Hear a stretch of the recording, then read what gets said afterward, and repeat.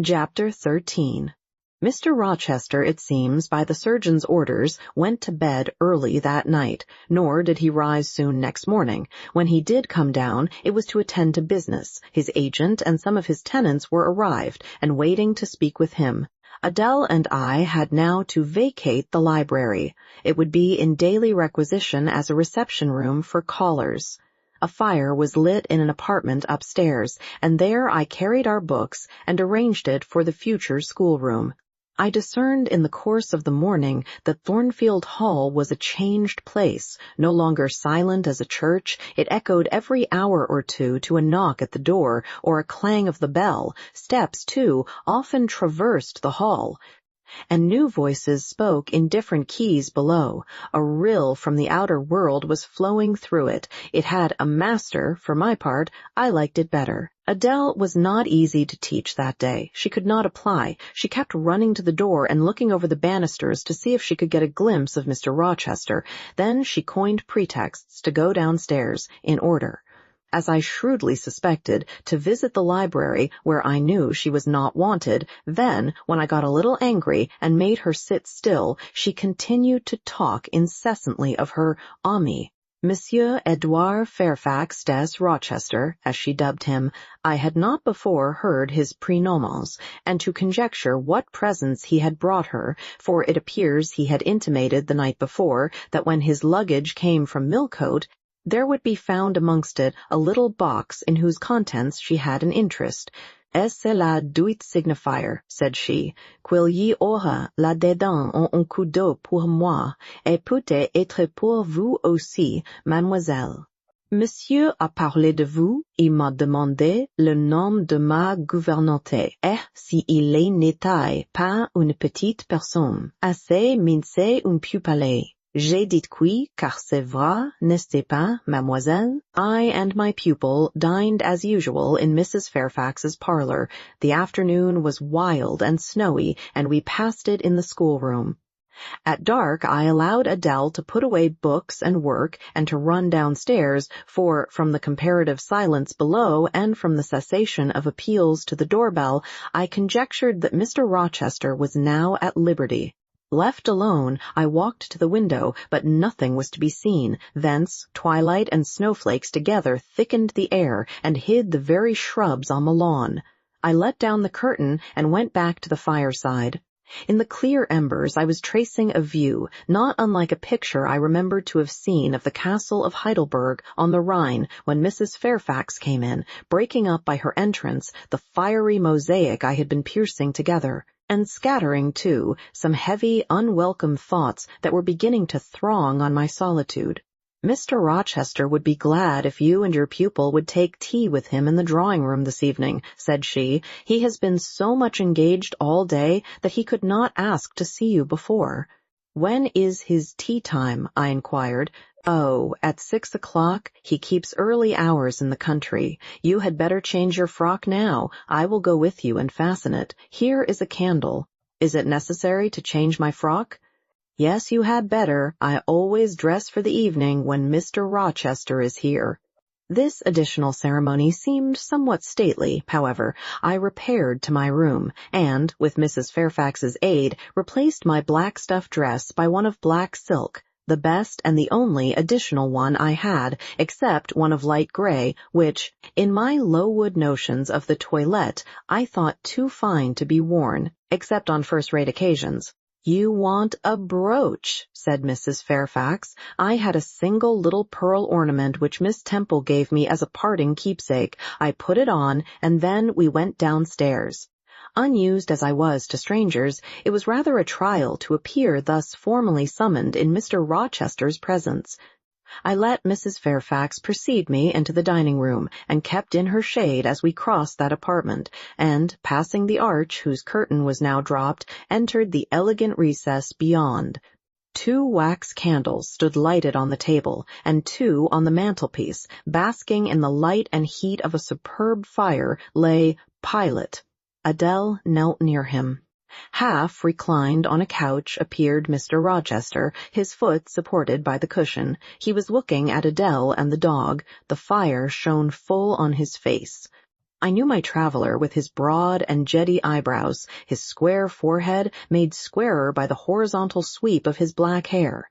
I recognized his decisive nose, more remarkable for character than beauty, his full nostrils denoting, I thought, colère, his grim mouth, chin, and jaw. Yes, all three were very grim, and no mistake.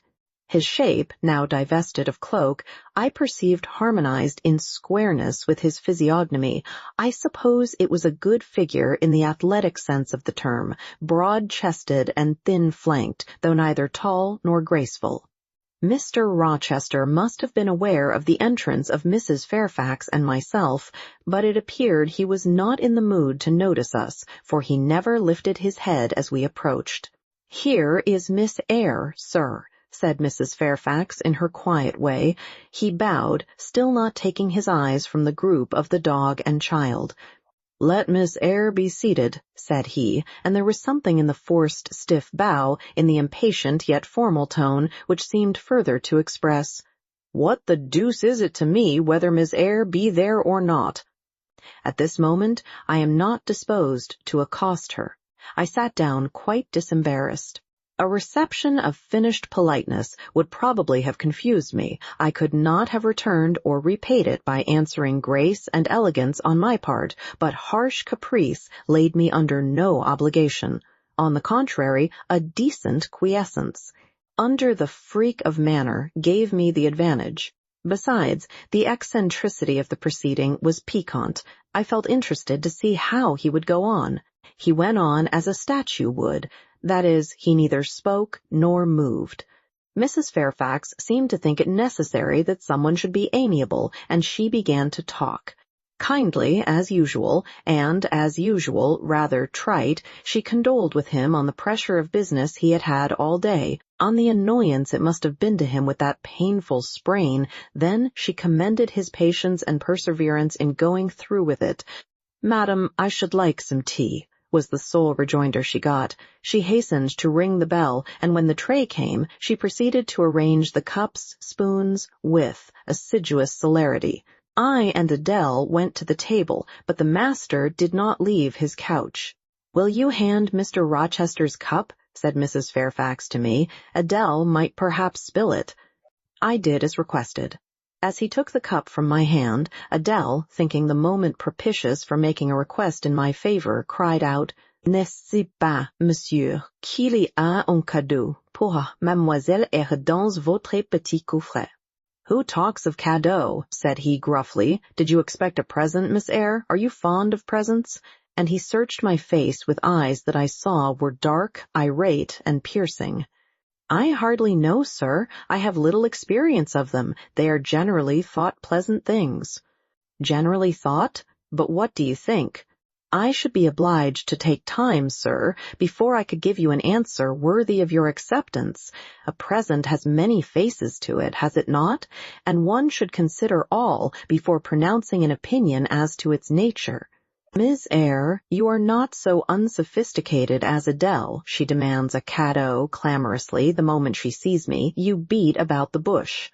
Because I have less confidence in my deserts than Adele has, she can prefer the claim of old acquaintance, and the right, too, of custom, for she says you have always been in the habit of giving her playthings.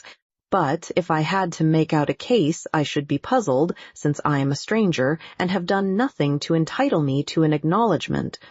Oh, don't fall back on over-modesty. I have examined Adele, and find you have taken great pains with her. She is not bright, she has no talents, yet in a short time she has made much improvement. Sir, you have now given me my cadeau. I am obliged to you. It is the Mead teachers' most covet praise of their pupils' progress." "Humph," said Mr. Rochester, and he took his tea in silence.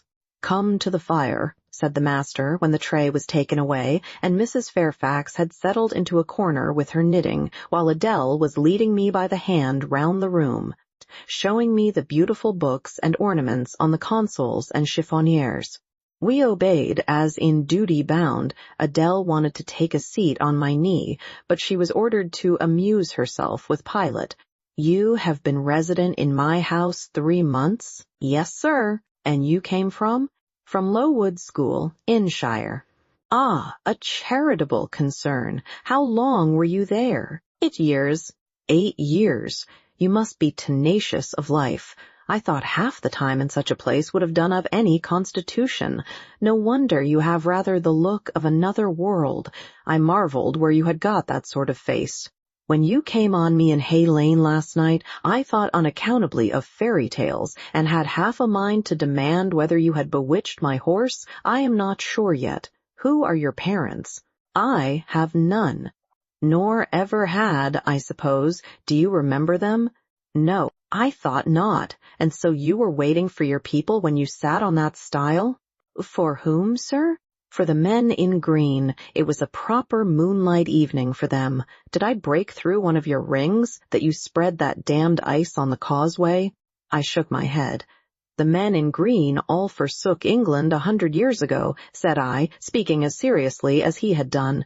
And not even in Hay Lane or the fields about it could you find a trace of them.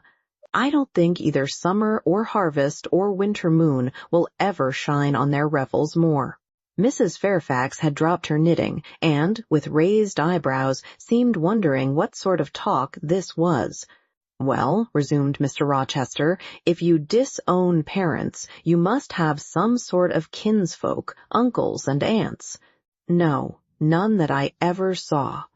And your home? I have none. Where do your brothers and sisters live?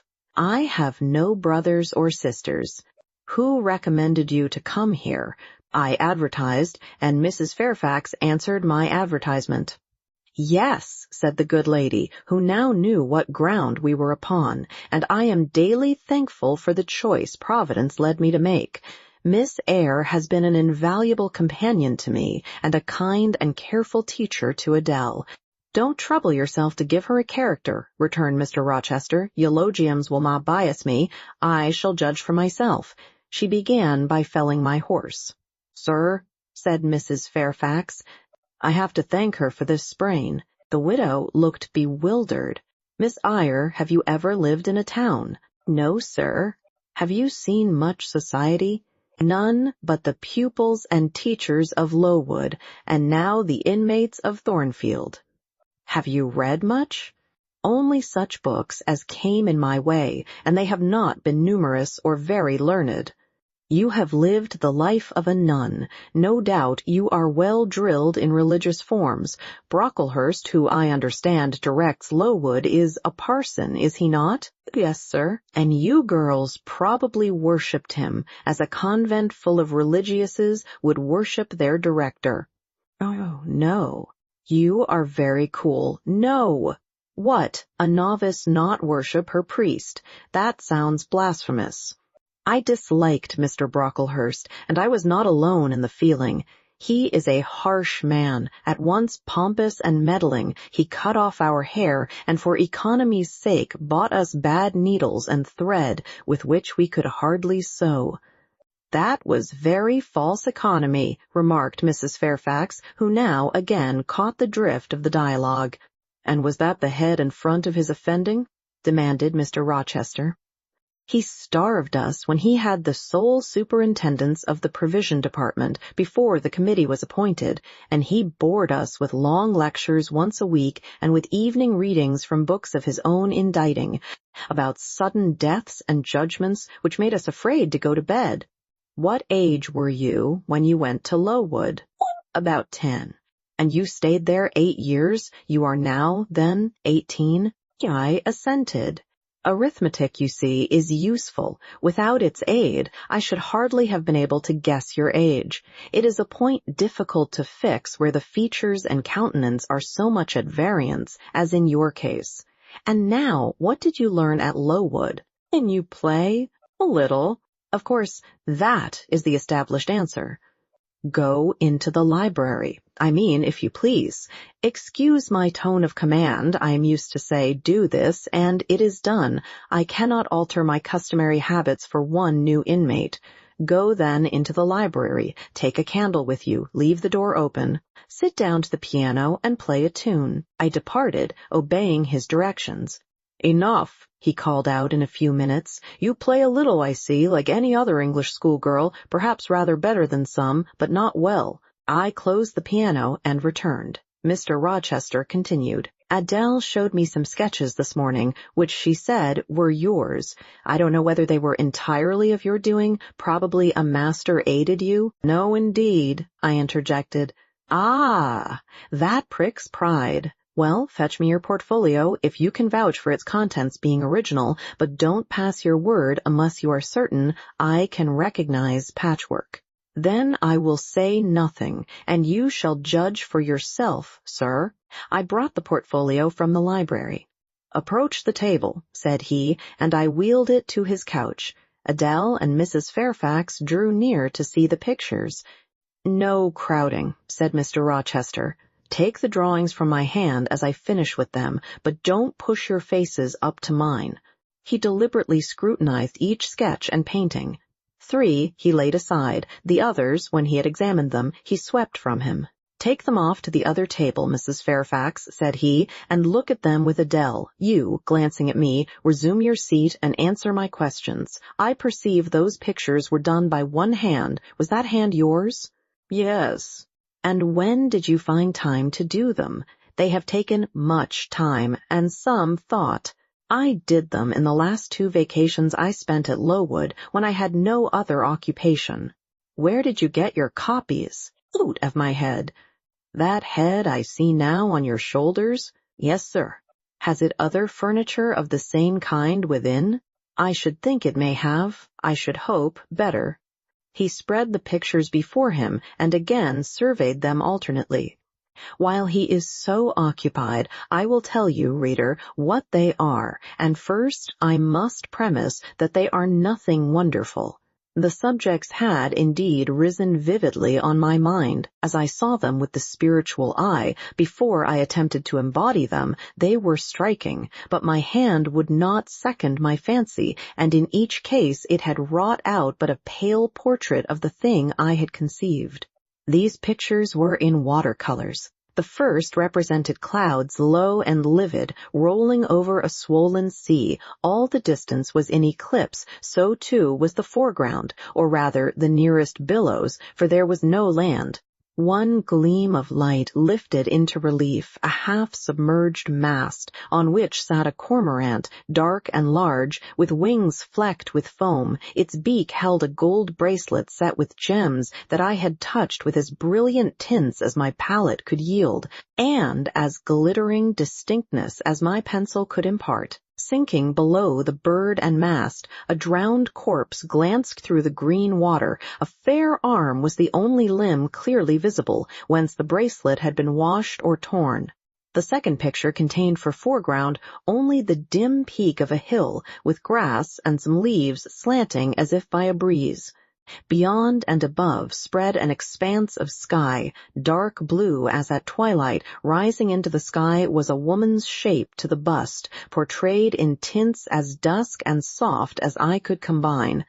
The dim forehead was crowned with a star. The lineaments below were seen as, through the suffusion of vapor, the eyes shone dark and wild, the hair streamed shadowy like a beamless cloud torn by storm or by electric travail. On the neck lay a pale reflection like moonlight. The same faint luster touched the train of thin clouds from which rose and bowed this vision of the evening star.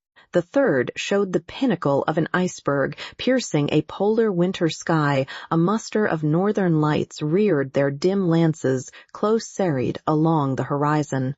Throwing these into distance, rose in the foreground a head, a colossal head, inclined towards the iceberg and resting against it. 2 thin hands, joined under the forehead and supporting it, drew up before the lower features, a sable veil, a brow quite bloodless, white as bone, and an eye hollow and fixed, blank of meaning, but for the glassiness of despair alone were visible.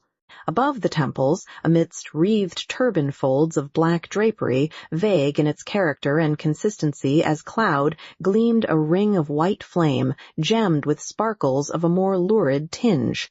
This pale crescent was the likeness of a kingly crown. What it diademed was the shape which shape had none. "Were you happy when you painted these pictures?" asked Mr. Rochester presently. "I was absorbed, sir, yes, and I was happy. To paint them, in short, was to enjoy one of the keenest pleasures I have ever known." "That is not saying much. Your pleasures, by your own account, have been few, but I dare say you did exist in a kind of artist's dreamland while you blent and arranged these strange tints. Did you sit at them long each day?" "I had nothing else to do, because it was the vacation, and I sat at them from morning till noon, and from noon till night. The length of the midsummer days favored my inclination to apply." "And you felt self-satisfied with the result of your ardent labors?" "Far from it. I was tormented by the contrast between my idea and my handiwork. In each case I had imagined something which I was quite powerless to realize." "Not quite. You have secured the shadow of your thought, but no more, probably. You had not enough of the artist's skill and science to give it full being, yet the drawings are, for a schoolgirl, peculiar. As to the thoughts, they are elfish. These eyes in the evening star you must have seen in a dream. How could you make them look so clear and yet not at all brilliant? For the planet above quells their rays. And what meaning is that in their solemn depth? And who taught you to paint wind? There is a high gale in that sky, and on this hilltop, where did you see Latmos? For that is Latmos. There, put the drawings away." I had scarce tied the strings of the portfolio when, looking at his watch, he said abruptly, "It is 9 o'clock. What are you about, Miss Eyre, to let Adele sit up so long? Take her to bed." Adele went to kiss him before quitting the room. He endured the caress, but scarcely seemed to relish it more than Pilate would have done, nor so much. "I wish you all good night now," said he, making a movement of the hand towards the door, in token that he was tired of our company and wished to dismiss us. Mrs. Fairfax folded up her knitting. I took my portfolio, we curtsied to him, received a frigid bow in return, and so withdrew. "You said Mr. Rochester was not strikingly peculiar, Mrs. Fairfax," I observed when I rejoined her in her room after putting Adele to bed. "Well, is he?" "I think so. He is very changeful and abrupt." "True, no doubt he may appear so to a stranger, but I am so accustomed to his manner I never think of it, and then, if he has peculiarities of temper, allowance should be made." "Why?" "Partly because it is his nature, and we can none of us help our nature, and partly because he has painful thoughts, no doubt, to harass him and make his spirits unequal." "What about?" "Family troubles, for one thing, but he has no family." "Not now, but he has had, or at least relatives. He lost his elder brother a few years since." "His elder brother?"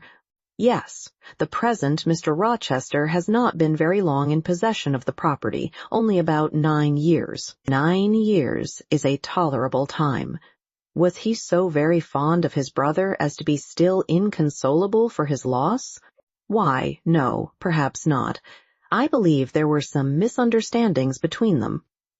Mr. Rowland Rochester was not quite just to Mr. Edward, and perhaps he prejudiced his father against him. The old gentleman was fond of money and anxious to keep the family estate together.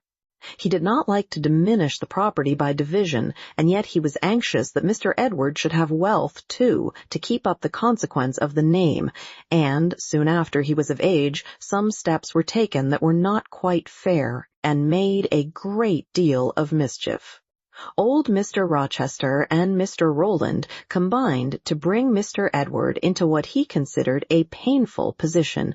For the sake of making his fortune, what the precise nature of that position was, I never clearly knew, but his spirit could not brook what he had to suffer in it.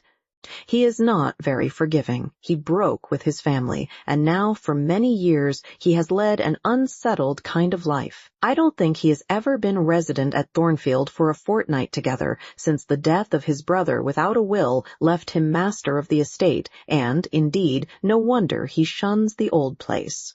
Why should he shun it? Perhaps he thinks it gloomy. The answer was evasive. I should have liked something clearer, but Mrs. Fairfax either could not or would not give me more explicit information of the origin and nature of Mr. Rochester's trials.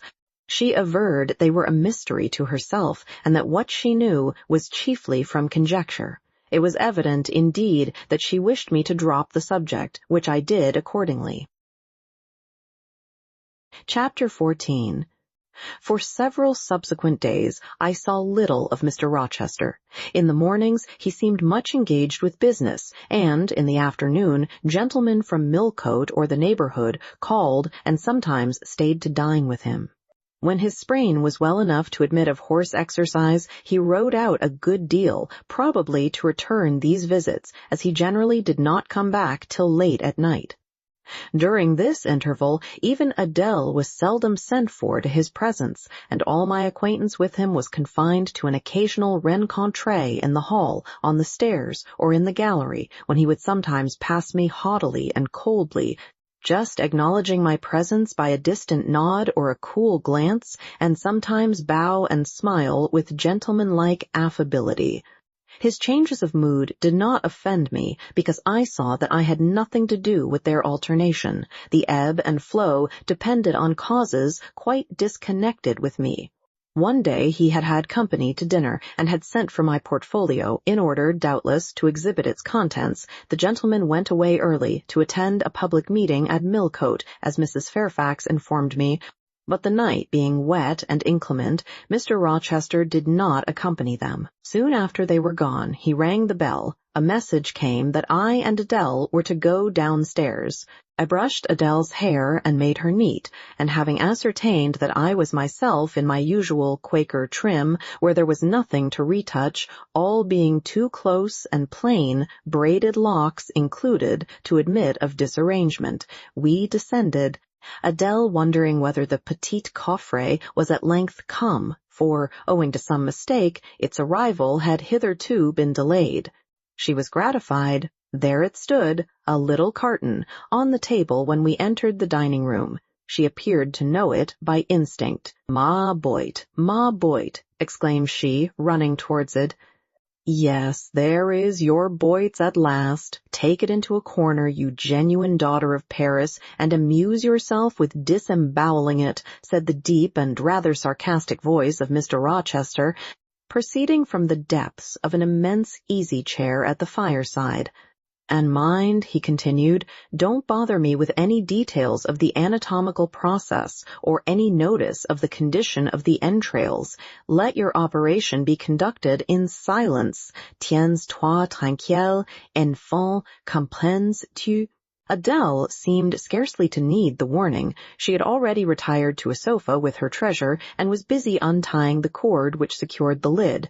Having removed this impediment, and lifted certain silvery envelopes of tissue paper, she merely exclaimed, "Oh, ciel, que c'est beau," and then remained absorbed in ecstatic contemplation. "Is Miss Eyre there?" now demanded the master, half rising from his seat to look round to the door, near which I still stood. "Ah, well, come forward, be seated here." He drew a chair near his own. "I am not fond of the prattle of children," he continued, "for, old bachelor as I am, I have no pleasant associations connected with their lisp. It would be intolerable to me to pass a whole evening tete-a-tete with a brat. Don't draw that chair farther off, Miss Eyre. Sit down exactly where I placed it, if you please, that is. Confound these civilities. I continually forget them. Nor do I particularly affect simple-minded old ladies. By the by, I must have mine in mind. It won't do to neglect her. She is a Fairfax, or wed to one, and blood is said to be thicker than water." He rang and dispatched an invitation to Mrs. Fairfax, who soon arrived, knitting-basket in hand. "Good evening, madam. I sent to you for a charitable purpose. I have forbidden Adele to talk to me about her presents, and she is bursting with repletion. Have the goodness to serve her as auditress and interlocutress. It will be one of the most benevolent acts you ever performed." Adele, indeed, no sooner saw Mrs. Fairfax than she summoned her to her sofa, and there quickly filled her lap with the porcelain, the ivory, the waxen contents of her boit, pouring out, meantime, explanations and raptures in such broken English as she was mistress of. "Now I have performed the part of a good host," pursued Mr. Rochester, "put my guests into the way of amusing each other, I ought to be at liberty to attend to my own pleasure. Miss Eyre, draw your chair still a little farther forward. You are yet too far back. I cannot see you without disturbing my position in this comfortable chair, which I have no mind to do."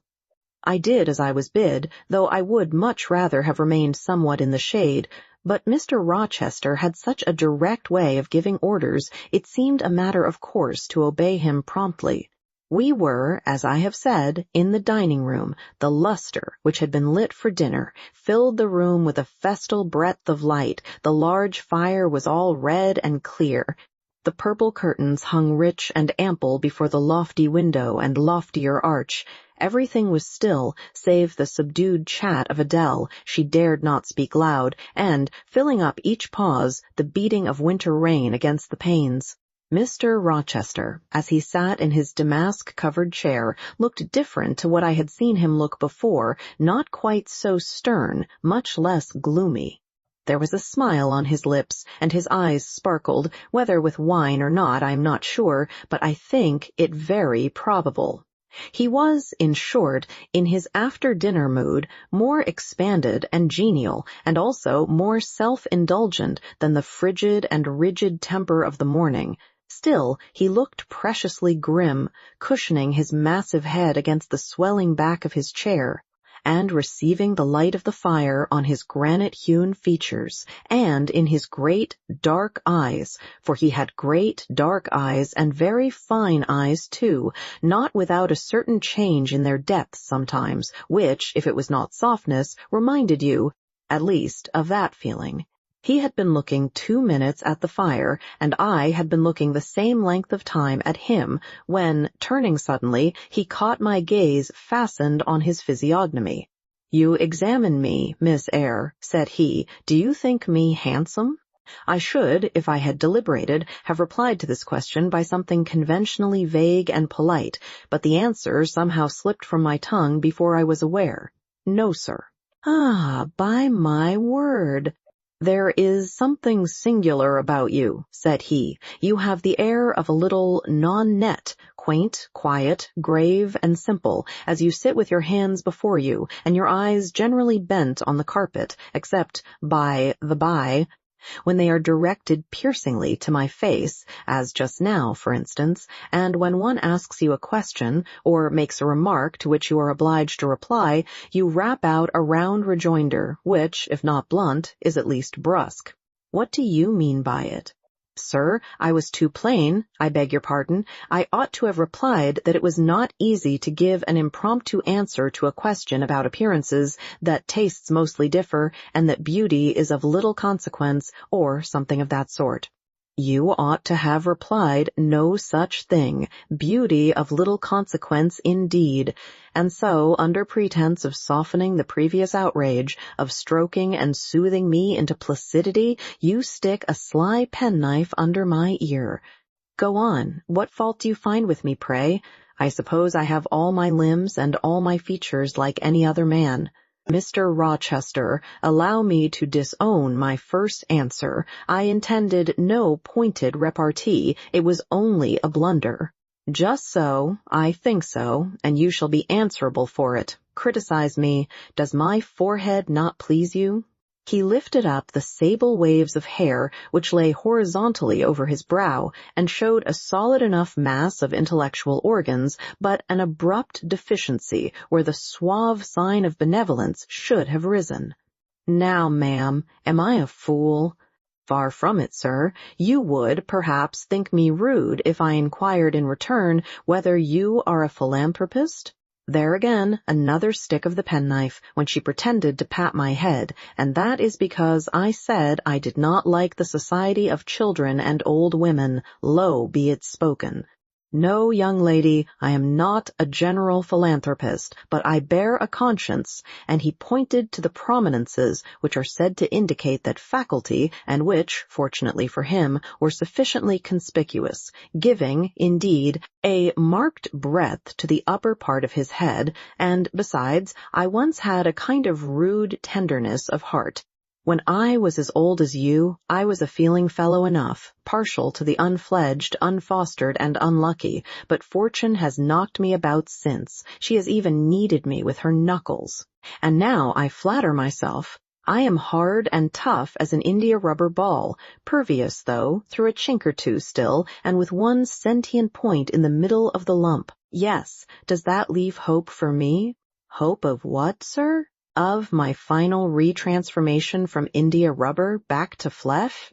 Decidedly he has had too much wine, I thought, and I did not know what answer to make to his queer question. How could I tell whether he was capable of being retransformed? You looked very much puzzled, Miss Eyre, and though you are not pretty any more than I am handsome, yet a puzzled air becomes you. Besides, it is convenient, for it keeps those searching eyes of yours away from my physiognomy, and busies them with the worsted flowers of the rug. So puzzle on. Young lady, I am disposed to be gregarious and communicative tonight. With this announcement he rose from his chair and stood, leaning his arm on the marble mantelpiece. In that attitude his shape was seen plainly as well as his face, his unusual breadth of chest, disproportionate almost to his length of limb. I am sure most people would have thought him an ugly man, yet there was so much unconscious pride in his port, so much ease in his demeanor, such a look of complete indifference to his own external appearance, so haughty a reliance on the power of other qualities, intrinsic or adventitious, to atone for the lack of mere personal attractiveness, that, in looking at him, one inevitably shared the indifference, and, even in a blind, imperfect sense, put faith in the confidence. I am disposed to be gregarious and communicative tonight, he repeated, and that is why I sent for you. The fire and the chandelier were not sufficient company for me, nor would Pilate have been, for none of these can talk. Adele is a degree better, but still far below the mark. Mrs. Fairfax ditto. You, I am persuaded, can suit me if you will. You puzzled me the first evening I invited you down here. I have almost forgotten you since. Other ideas have driven yours from my head, but tonight I am resolved to be at ease, to dismiss what importunes and recall what pleases. It would please me now to draw you out, to learn more of you, therefore speak. Instead of speaking, I smiled, and not a very complacent or submissive smile either. Speak, he urged. What about, sir? Whatever you like. I leave both the choice of subject and the manner of treating it entirely to yourself. Accordingly, I sat and said nothing. If he expects me to talk for the mere sake of talking and showing off, he will find he has addressed himself to the wrong person, I thought. You are dumb, Miss Eyre. I was dumb still. He bent his head a little towards me, and with a single hasty glance seemed to dive into my eyes. Stubborn? He said, and annoyed. Ah, it is consistent. I put my request in an absurd, almost insolent form. Miss Eyre, I beg your pardon. The fact is, once for all, I don't wish to treat you like an inferior, that is, correcting himself. I claim only such superiority as must result from 20 years' difference in age and a century's advance in experience. This is legitimate, et je tiens, as Adele would say, and it is by virtue of this superiority, and this alone, that I desire you to have the goodness to talk to me a little now, and divert my thoughts, which are galled with dwelling on one point, cankering as a rusty nail. He had deigned an explanation, almost an apology, and I did not feel insensible to his condescension, and would not seem so. I am willing to amuse you, if I can, sir, quite willing, but I cannot introduce a topic, because how do I know what will interest you? Ask me questions, and I will do my best to answer them. Then, in the first place, do you agree with me that I have a right to be a little masterful, abrupt, perhaps exacting sometimes on the grounds I stated, namely, that I am old enough to be your father, and that I have battled through a varied experience with many men of many nations, and roamed over half the globe, while you have lived quietly with one set of people in one house? Do as you please, sir. That is no answer, or rather it is a very irritating, because a very evasive one. Reply clearly. I don't think, sir, you have a right to command me, merely because you are older than I, or because you have seen more of the world than I have. Your claim to superiority depends on the use you have made of your time and experience. Humph! Promptly spoken. But I won't allow that, seeing that it would never suit my case, as I have made an indifferent, not to say a bad, use of both advantages. Leaving superiority out of the question, then, you must still agree to receive my orders now and then, without being piqued or hurt by the tone of command. Will you? I smiled. I thought to myself, Mr. Rochester is peculiar. He seems to forget that he pays me £30 per annum for receiving his orders. The smile is very well, said he, catching instantly the passing expression. But speak too. I was thinking, sir, that very few masters would trouble themselves to inquire whether or not their paid subordinates were piqued and hurt by their orders. Paid subordinates? What? You are my paid subordinate, are you? Oh yes, I had forgotten the salary. Well then, on that mercenary ground, will you agree to let me hector a little? No, sir, not on that ground, but on the ground that you did forget it, and that you care whether or not a dependent is comfortable in his dependency. I agree heartily. And will you consent to dispense with a great many conventional forms and phrases without thinking that the omission arises from insolence? I am sure, sir, I should never mistake informality for insolence, one I rather like, the other nothing free-born would submit to, even for a salary. Humbug! Most things free-born will submit to anything for a salary, therefore keep to yourself, and don't venture on generalities of which you are intensely ignorant. However, I mentally shake hands with you for your answer, despite its inaccuracy, and as much for the manner in which it was said as for the substance of the speech. The manner was frank and sincere. One does not often see such a manner, no. On the contrary, affectation, or coldness, or stupid, coarse-minded misapprehension of one's meaning are the usual rewards of candor. Not 3 in 3,000 raw schoolgirl governesses would have answered me as you have just done. But I don't mean to flatter you. If you are cast in a different mold to the majority, it is no merit of yours. Nature did it. And then, after all, I go too fast in my conclusions. For what I yet know, you may be no better than the rest. You may have intolerable defects to counterbalance your few good points. And so may you, I thought. My eye met his as the idea crossed my mind. He seemed to read the glance, answering as if its import had been spoken as well as imagined. Yes, you are right, said he. I have plenty of faults of my own, I know it, and I don't wish to palliate them, I assure you. God wot I need not be too severe about others. I have a past existence, a series of deeds, a color of life to contemplate within my own breast, which might well call my sneers and censures from my neighbors to myself. I started, or rather, for, like other defaulters, I like to lay half the blame on ill fortune and adverse circumstances was thrust on to a wrong tack at the age of 21, and have never recovered the right course since. But I might have been very different. I might have been as good as you, wiser, almost as stainless. I envy you your peace of mind, your clean conscience, your unpolluted memory. Little girl, a memory without blot or contamination must be an exquisite treasure, an inexhaustible source of pure refreshment, is it not? How was your memory when you were 18, sir? All right then, limpid, salubrious, no gush of bilge water had turned it to fetid puddle. I was your equal at 18, quite your equal. Nature meant me to be, on the whole, a good man, Miss Eyre, one of the better kind, and you see I am not so.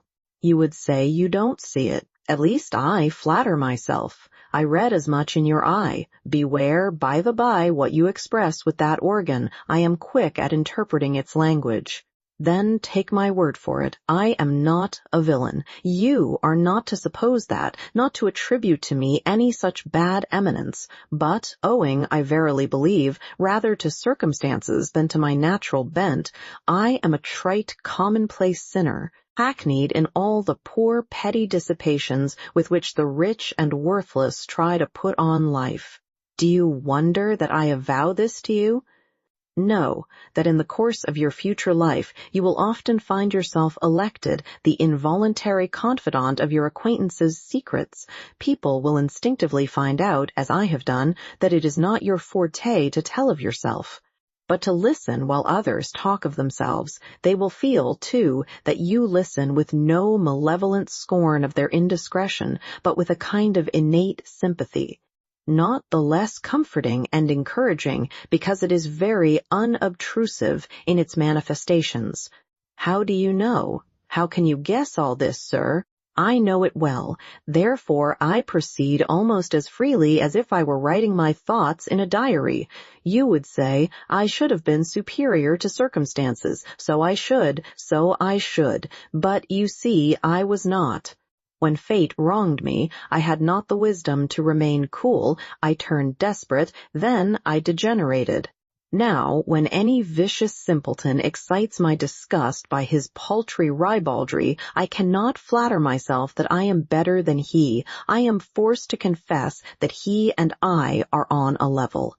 I wish I had stood firm. God knows I do. Dread remorse. When you are tempted to err, Miss Eyre, remorse is the poison of life. Repentance is said to be its cure, sir. It is not its cure. Reformation may be its cure, and I could reform. I have strength yet for that, but where is the use of thinking of it, hampered, burdened, cursed as I am? Besides, since happiness is irrevocably denied me, I have a right to get pleasure out of life, and I will get it, cost what it may. Then you will degenerate still more, sir. Possibly, yet why should I, if I can get sweet, fresh pleasure, and I may get it as sweet and fresh as the wild honey the bee gathers on the moor. It will sting. It will taste bitter, sir. How do you know?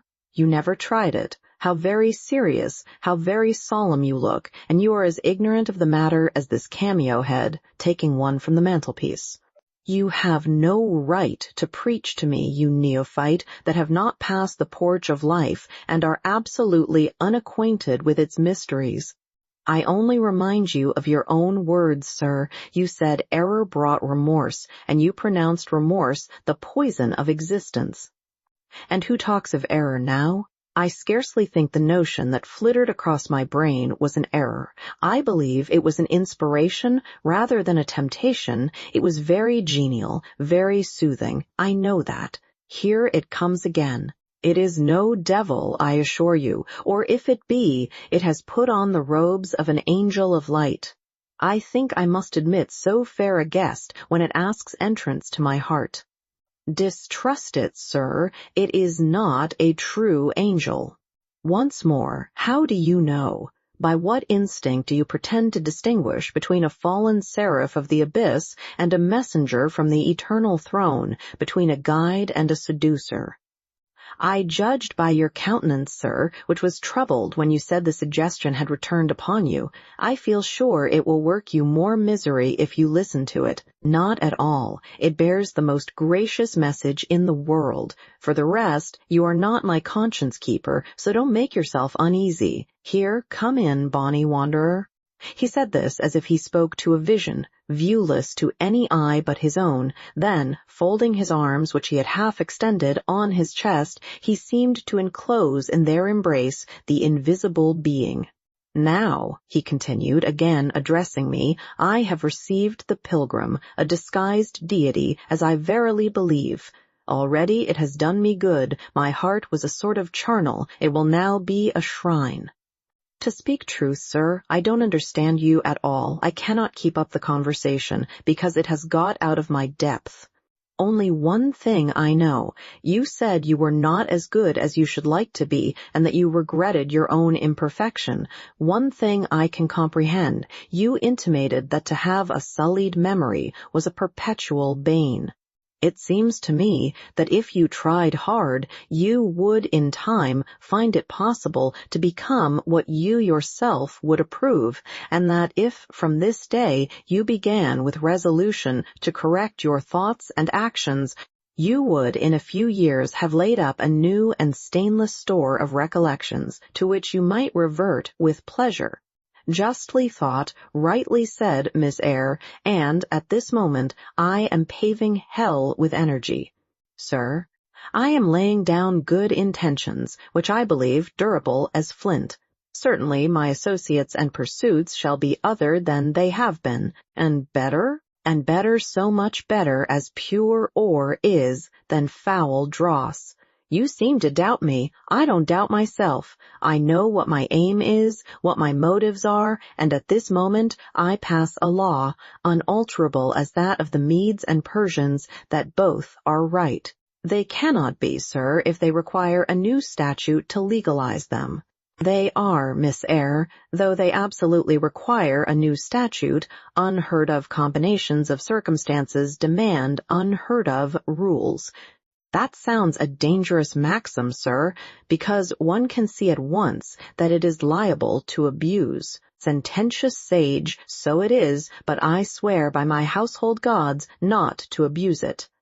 You are human and fallible. I am, so are you. What then? The human and fallible should not arrogate a power with which the divine and perfect alone can be safely entrusted. What power? That of saying of any strange, unsanctioned line of action, let it be right. Let it be right, the very words you have pronounced them. May it be right then, I said as I rose, deeming it useless to continue a discourse which was all darkness to me, and, besides, sensible that the character of my interlocutor was beyond my penetration, at least beyond its present reach, and feeling the uncertainty, the vague sense of insecurity which accompanies a conviction of ignorance. Where are you going? To put Adele to bed. It is past her bedtime. You are afraid of me because I talk like a sphinx. Your language is enigmatical, sir, but though I am bewildered, I am certainly not afraid. You are afraid. Your self-love dreads a blunder. In that sense, I do feel apprehensive. I have no wish to talk nonsense. If you did, it would be in such a grave, quiet manner, I should mistake it for sense. Do you never laugh, Miss Eyre? Don't trouble yourself to answer. I see you laugh rarely, but you can laugh very merrily, believe me. You are not naturally austere, any more than I am naturally vicious. The Lowood constraint still clings to you somewhat, controlling your features, muffling your voice, and restricting your limbs, and you fear in the presence of a man and a brother or father or master or what you will to smile too gaily, speak too freely, or move too quickly, but in time I think you will learn to be natural with me, as I find it impossible to be conventional with you. And then your looks and movements will have more vivacity and variety than they dare offer now. I see at intervals the glance of a curious sort of bird through the close-set bars of a cage. A vivid, restless, resolute captive is there. Were it but free, it would soar cloud-high. You are still bent on going? It has struck 9, sir. Never mind, wait a minute. Adele is not ready to go to bed yet. My position, Miss Eyre, with my back to the fire and my face to the room, favors observation. While talking to you, I have also occasionally watched Adele. I have my own reasons for thinking her a curious study, reasons that I may, nay, that I shall, impart to you some day. She pulled out of her box about 10 minutes ago a little pink silk frock. Rapture lit her face as she unfolded it. Coquetry runs in her blood, blends with her brains, and seasons the marrow of her bones. "Il faut que je le sais," cried she, "et dès l'instant même," and she rushed out of the room. She is now with Sophie, undergoing a robing process. In a few minutes she will re-enter, and I know what I shall see, a miniature of Celine Varens, as she used to appear on the boards at the rising of, but never mind that. However, my tenderest feelings are about to receive a shock, such is my presentiment. Stay now, to see whether it will be realized. Ere long, Adele's little foot was heard tripping across the hall. She entered, transformed as her guardian had predicted. A dress of rose-colored satin, very short, and as full in the skirt as it could be gathered, replaced the brown frock she had previously worn. A wreath of rosebuds circled her forehead.